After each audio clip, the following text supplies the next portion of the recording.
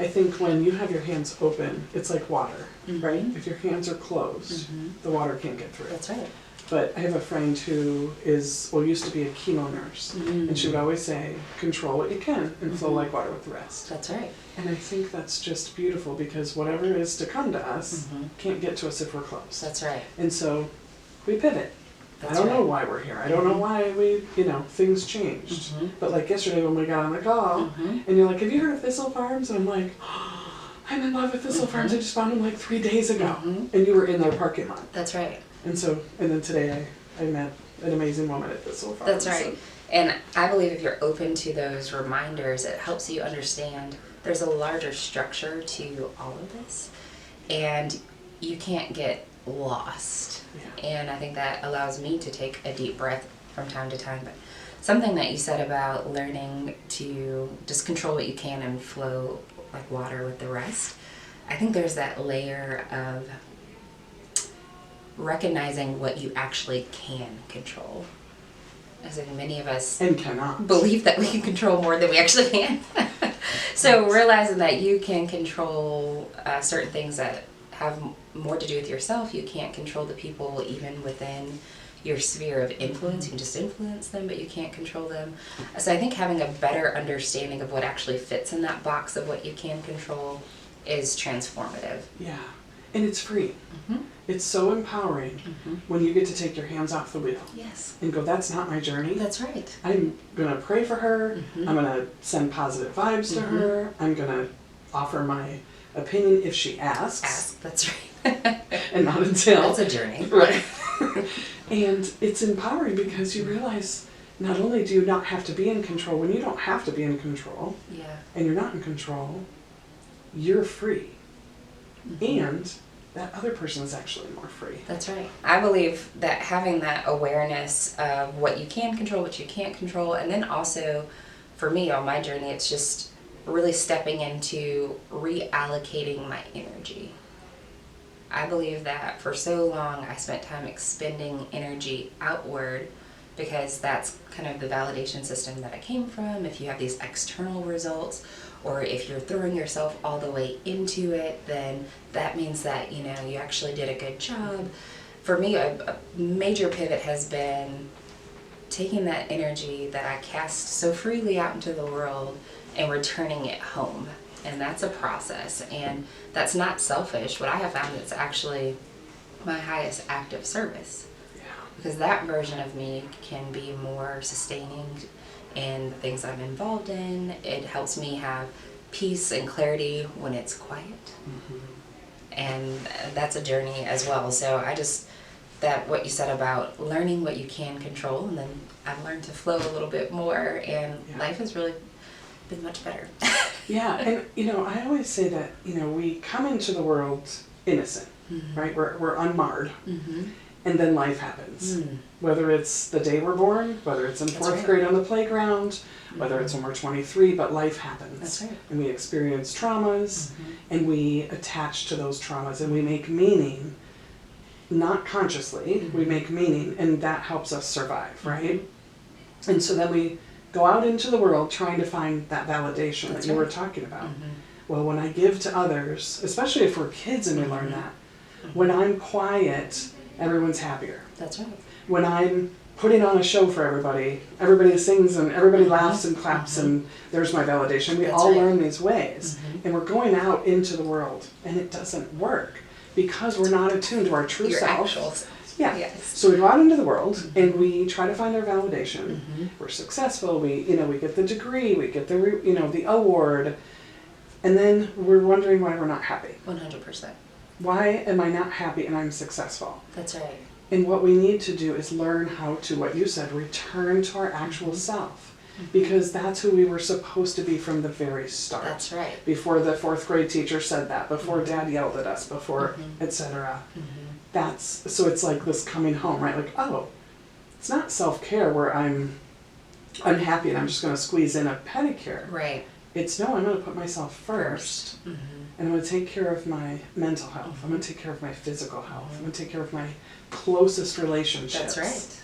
That's right. And And then, commit to that. Yeah. Yes, absolutely. And I think it's really powerful what you were talking about, those lists of things that we go about achieving, these milestones, and there's nothing wrong with those things.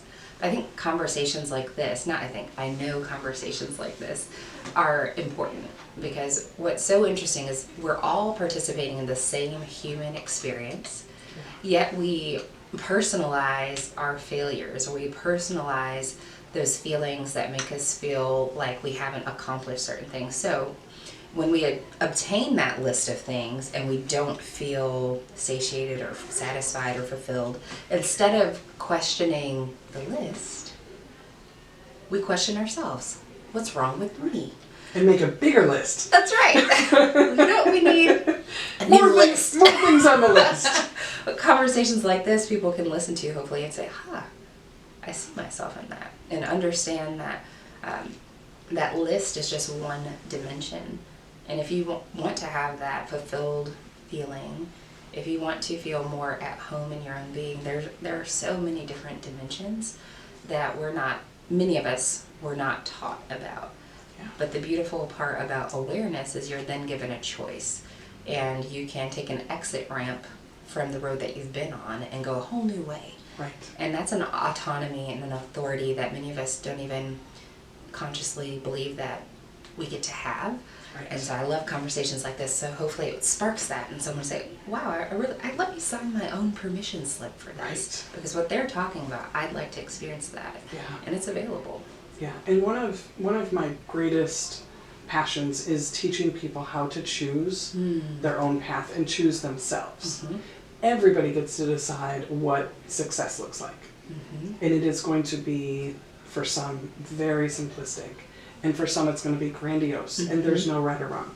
As long as you are content Yes. and peaceful and you're able to experience true joy, that real elation, right? That happiness, and also willing to feel the hard stuff. Yes. And so I think the other piece is, we have a lot of training, a lot of information, a lot of wonderful gurus in the industry on mindset. Yes. Mindset is everything. Mindset. And I'm like, it's not everything. It's a portion. It's a portion. And especially if you've experienced trauma in childhood, mindset is really hard to capture when you've not healed that trauma. And then I think that causes more questioning of myself. Like, why can't I just This is the persevere? narrative. Yes. And Millet said just push through, and Tony Robbins and all these amazing people. And they too talk about the trauma, but I think the trauma piece and the healing piece needs more attention. Yeah. That makes a lot of sense. Yeah. Because people who are seeking may gravitate toward those messages, and then since the foundation has not been laid, they're not going to net those results. And then what do? We personalize those results. Like, Right. I'm doing what the leaders told me to do, but I Right. still feel kind of like I'm failing. Yeah. So it must be me. Yeah. And I often, from someone that's been on that journey for a while, that concept that you talked about, dealing with the trauma, going back and really healing that trauma, that can feel so destabilizing. I was going to say terrifying. Terrifying, destabilizing, all those Yes. things. Disorienting. That's right. Yes. Because for so long, the art of compartmentalizing gave you results. You can compartmentalize and survive. You can push down those feelings and then thrive in other areas. And so the thought of undoing that pattern and sitting with that trauma and healing it, if that's never been offered to you before, if you don't have the language for that, that can feel horrifying, because it's like, whoa, if I go back there, can I come out? Yeah. Or what does that reveal about me? I was having a conversation with a friend of mine about 2 weeks ago, pretty powerful, and these are the kind of conversations I love to have. But she said something that really struck me, and I had to practice what we talked about earlier. Kirbee, don't insert your opinion if she did not ask for it.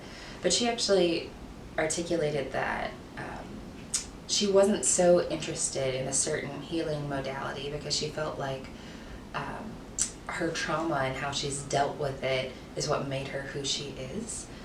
And she really doesn't know if she'd be okay if she wasn't who she kind of wears it like a badge of honor. Yeah.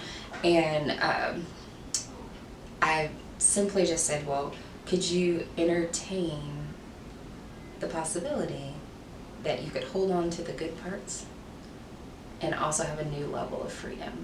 Can you entertain that? We kind of sat with that for a minute, then moved on to another conversation. But I really saw parts of myself in what she said as well. Just as far as like, I've made it this far, I've done these things, and why would I want to go back and sit with that? I'm not going to let it take from me anymore. So I love that you are really being this ambassador of hope and healing of trauma, to say, okay, we can't leave this behind. It may be a hard truth, but we can't leave it behind. Yeah, and you make such a great point. We don't want to lose our identity. Like, I'm a survivor of whatever the trauma is, and that has given me the gift that allows me to persevere and knock down walls and make change, and it really does. But what happens, as we see with, like, you know, what's very public with celebrities, is they achieve that, they push through, they push those boundaries, they achieve their success until they're burned out and frustrated and feeling like the goalpost is always moving, and no matter how much they accomplish, it's never enough. And so, you know, what I help people with is like blessing that coping skill, because that very thing is what kept you alive.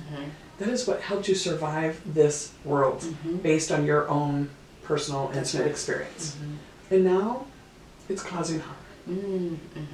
And so we can let go, we can shift that identity in your ability to thrive. But it's not even that it's going to go away, it's just going to be on your terms. And that's freeing. That's empowering. Yeah. And I respect the work that you do so much. There came a point in my journey, and I talk about this in some of the interviews that I do, where I had to recognize that the very thing that served me also starved me in a certain capacity. And that's a hard truth when you realize that I made it this far because of this, but there are little pieces of myself that were left out along the way. Yeah, I love the way you said that. What serves me also starves me. Ooh, and that's hard to sit with sometimes. Especially so because you've depended on you so much, and you've gotten to this point where it's like, okay, like you said, that recognition that, like many things in life, what can be good can also have a harmful element. That's why we dose medications. That's why you can only have so much of certain things. And so realizing that duality, I believe, is important. And in my experience, and many of the people in my life experience, unfortunately, their childhood didn't really lend toward conversations around complexity and duality. It was often this or that.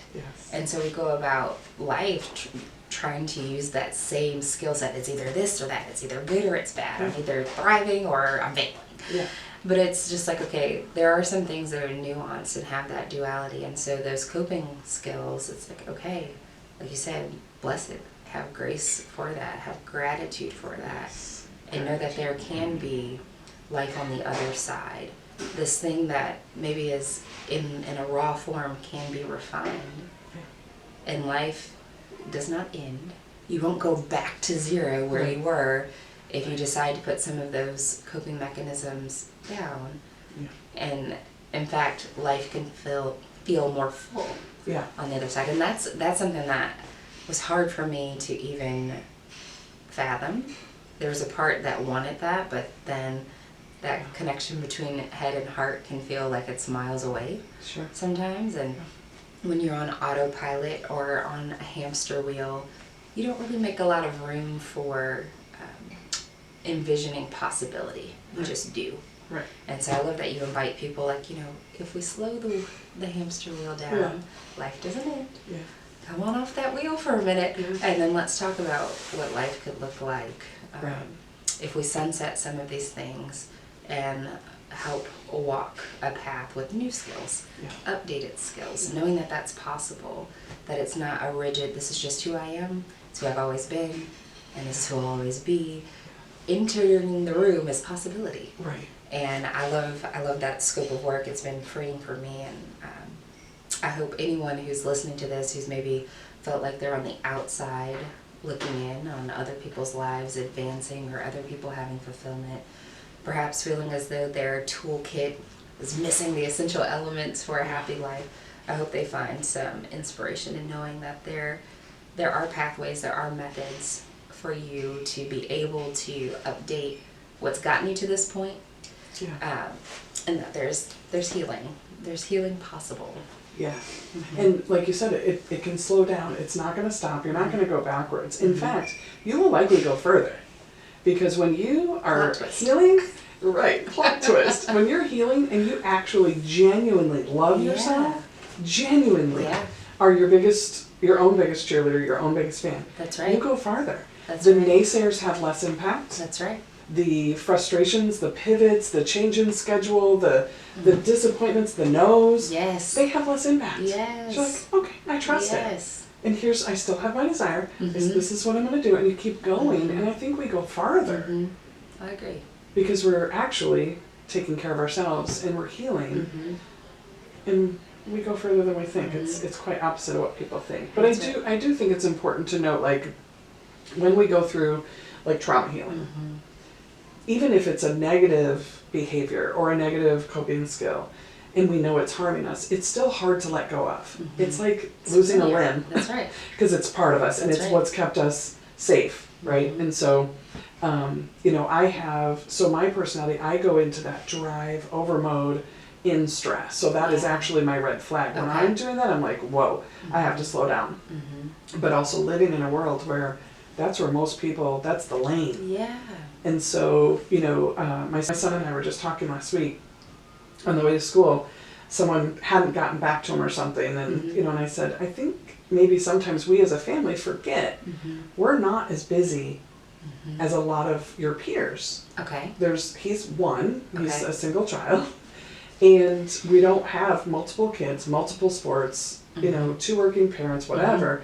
And so most weeknights we're home. And that is unusual. It's not the reality for a lot of people. For a lot of people. And so we have to also remember, like, we have to model that we can be successful, and we take fun adventures, and we do them as a family, and we have a blast. Yes. So I just think it's important to recognize, like, we're navigating in a world that's moving really fast, but each one of us gets to decide how do I function at my best? How do, for me and my family, we look at, like, okay, how do we function best as a family? That's right. So we even had to work out kinks just today. Yeah. Like, okay, and that happens. We didn't communicate as well as we needed to. And how do we pivot? And how do we reset? We only had to reset like 3 or 4 or 5, 6 times. It's fine. It's fine. 10 or less times. 10 or less. But we're building those muscles. Yes. Yeah, but I think what's important about that is when you have a certain foundation, those pivots and those changes you can process differently, and you had mentioned that. And I think there's this shift from that external control source to an internal control source that is powerful. And many of us, if you had childhood trauma or issues, or even somewhere along adulthood where a certain instance or series of events kind of felt like it sucked that power out of you and you couldn't control something, we get used to that. We get used to having to just pay more attention to what's going on and then react. Versus pulling that power back in, making some internal, sometimes really quiet and private decisions and standards, and then seeing the world through that lens. Yeah, that's so beautiful. And I hope that for that shift for more people, because you mentioned how the world is kind of going about warp speed. But what I had to ask myself is, if I take a look at where it's headed, do I want to head there too? Right. Or do I maybe want to be in the opposite lane, when you're on the highway and there's traffic jam and you're on the other side cruising in another direction? Yeah. I had to decide, I always think, I'm so glad I'm not going in that direction. Right. Such a good metaphor. So it's just kind of like, maybe we want to be on the other side, and perhaps being on the other side, you can empower other people. Being in a lane sometimes can feel lonely if you're not in that congested side doing what everyone else is doing. Yeah. But perhaps you're a leader in a new space that other people would like to join. And that's been true even on my own journey when I've made some non-traditional decisions, or maybe people don't fully understand, and then further down the line, they can come and say, well, can you tell me more about why you did this or how you did this? And I just think this is really important, being able to make your own choices with confidence, and learning to trust yourself. And that sounds so, just trust yourself. You only have you. But if you've had a lifetime of people kind of stripping away your autonomy, stripping away the fact that you can make good decisions, stripping away your worth, that's not simply just a phrase to say trust yourself. That's a process, and that's a reflection on, hey, I have gotten me this far. It may not have been perfect, but I still have some really amazing things packed in there, so let me reflect on that and be able to reestablish a relationship with myself. Because what you said about all of us coming into the world, we're good day one. But some people, by the time they get to like day 20, things are already chaotic in their life. And sometimes even in utero. That's right. And that actually has a huge impact. So that returning to a relationship to yourself may predate even your earliest memories. Absolutely. And so that's a whole process. And I just love that you talk about that. You give people that grace to say it may not be perfect right now, but it's possible. And I think that's really what we need right now. That's one of the essential medicines we could use as a world, is just possibility. It's not just black or white, and it's not just add water, here are the top 10 steps to be a whole you. It's a process. And I respect that you are having these conversations to perhaps illuminate options for people, to let them know, I'm not the only one who feels this way. Wow, she said that she's worked with people like me before. Oh, I'm not such a unicorn in my dysfunction. That's such a great point. Like, I'm not a unicorn in my dysfunction, right? It's like, I don't know, the best words I think I've ever learned is how to say, I'm dysregulated. It's like, I'm not crazy. That's right. I'm not mentally ill. I'm a human being with a nervous system. Yes. And I'm dysregulated. Yes. And that has changed everything. Yes. But I think that, it's important, you were saying, like, people who strip away your autonomy. I want to go back to that for just a second, because I think that's so, it can be a part of somebody's story, but it's also so pivotal in entrepreneurship. The more people you have to get involved in your mission, you tend to feel that way. And if that's already a core wound, but also in the entertainment industry, more and more people get involved in your story, getting involved in your success and your money. Okay, so what is your Enneagram type? I'm an Enneagram 3. Thank you, Kim, for sending me that link to that assessment. Yes, you're welcome. And shifting my soul. Thank you. Shifting your soul. That's just what I do. I'm the soul shifter. What was a takeaway from that because you were familiar with the Enneagram. Yes. So what was a takeaway from that for you specifically? Well, I had a wide range of reactions and feelings about the assessment and about the results, but the biggest takeaway for me, once I worked through the emotional curve of an assessment can't figure me out. Wow, how did an assessment figure me out? Is this really me? And then this is really me. After I went through that range of emotions. Grief process. That's right. There's this wave. Yes. But I'm so thankful for it. My biggest takeaway from that, and there were many, but if I had to kind of have an overarching takeaway, is that I'm not alone. And no matter how isolating and independent some of my feelings have been, or I had convinced myself that I had this potpourri of circumstances and inadequacies that were like, well, this is just you. No matter how much I convinced myself of that, having the results of that assessment and reading the positives and the areas of opportunity and all of that, it was empowering to know that, it's just part of the human experience. And there's opportunity, there's growth, there are insights. And while it can feel very dramatic to say isolating or alone, I think many of us feel that way. And I believe that we feel in that isolation, we limit our choices and our options. We think, these are my shortcomings that I keep interacting with over and over again. I've tried different things. I tried to do the things that Tony Robbins told me, and I ended up falling short again. And so because we feel like we're just in this loop, we limit our options. So having the results of that assessment, it kind of took the guardrails off of what I thought was possible. Even if I wasn't conscious that I was limiting myself. Sure. Really exploring that helped me to understand that there are possibilities, there are more people like me. Yeah. And it also gave me some insights into why I do certain things that I do, and it was extremely helpful, very illuminating. Good. Yeah. Well, I think you know, we were talking about, you know, having this piece of paper in front of you explaining your personality. Some personality assessments put you in a box and they're like, this is the type, here you go. And then we don't know what to do with that. Whereas the Enneagram, you know, especially like when I use a trauma-informed Enneagram, so I do trauma-informed Enneagram coaching, understanding your story, understanding your personality, and the why behind why you respond, why you get stuck, why you're, you know, going down this path over and over again. It's like, you know, kind of puts a stake in the ground and says, well, here's the picture. Here's how you got here. But also, here's what's possible. That's right. And here's what needs to shift. And it's about honoring yourself. And it's about honoring your experiences. If you're an Enneagram 3, and you know, it is possible that you were rewarded for performance, for how you looked, for how you were poised, That's right. how you behaved. And so we take that into the world. But then we lose our sense of that inner worth. So I think the Enneagram helps you bring back, like, oh, I see how I got here, and I can have compassion for that. That's right. And now I know that I have to own my worth, That's right. do my work, and go do the thing. Yes, and I love how you laid out those pieces. It's like this recipe for having a more wholehearted approach.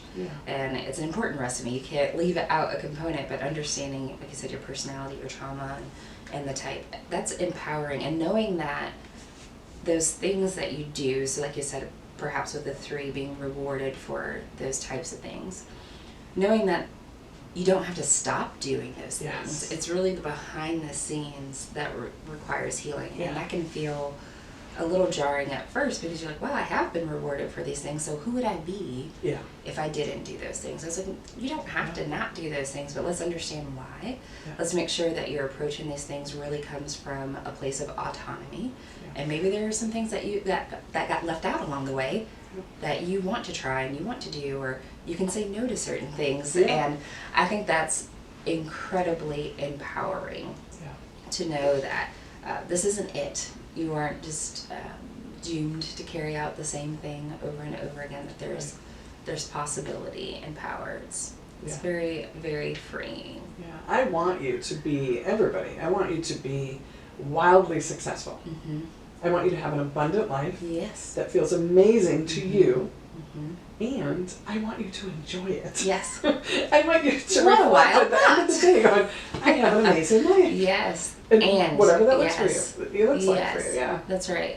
And the and conversations are important, and just realizing that you have the ability to question certain definitions and rewrite them. So when you said about being successful and abundant, for many of us that had financial goals tied to that, titles tied to that or attached to that, and that doesn't mean that has to change, but I want to have a healthy, balanced family life. And I want relationships that are nourishing. And I want time to myself that doesn't feel like I'm stealing from my success. And so really being able to have a more well-rounded definition of wealth, abundance, and success, and go after that. And I believe that having those insights gives you that ability so that you can look at yourself more in a 3D fashion. And I'm just so excited about the work that you're doing. Thank you. I remember when I opened my first business, I was petrified. Okay. And then I remembered, I just had to remind myself, if I only get to do this for 6 months, I will have had my dream job for 6 months. And if it all goes away and the doors close, what do I have at the end of the day? And I have my family. And I have my friends. And they're not going anywhere. And so when you have that core, you are connected authentically to yourself, your intimate relationships, everything else is bonus. And I just think it gets bigger and grander. And we get to enjoy it. That's right. And I'm a living testament of that. And even when things don't go as planned, and that can be destabilizing people. But I think when you have that core, I know when you have that core, when things don't go as planned, you don't see that as this flashing red doom light. Yeah. It doesn't make you shut down as it may have in the past. For me, I've been able to think, what is this here to teach me? Yeah. Or protect me from. Or protect me from. Yes, because in hindsight, I've seen that. And where you thought it was a loss or a miss, and that's then when you're like, oh, I was actually saved in that. But that requires that more wholehearted, healed approach. Yeah. Because what can happen sometimes if things don't go as planned, you can ruminate just on that and hyper focus on that and see that as a validation of your failure. Meanwhile, all these beautiful possibilities and relationships and new concepts could be floating right past you, and you're so dedicated to sitting with that failure that didn't go as planned. So that has been a major growth point for me. When something is deeply disappointing, I now allow myself to feel it. Oof, that stings. All those plans that I tied to that outcome, they may not happen the way I thought they would. And I allow myself to sit with that now. But I don't rush to, well, that combo pack that you have of returning failure, here it is again. I allow myself to sit with the feeling, but then also say, okay, I'm open. Yeah. Show it to me. I'm open. And that has been an absolute game changer. It's something that I have to coach myself through with every new disappointment. But I'm just so thankful because it was such a confining space to live in before, where I thought I had to shame myself or live really, really small.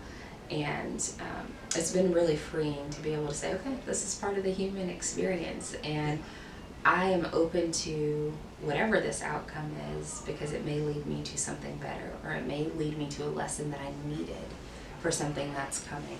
And that's been transformational. Yeah.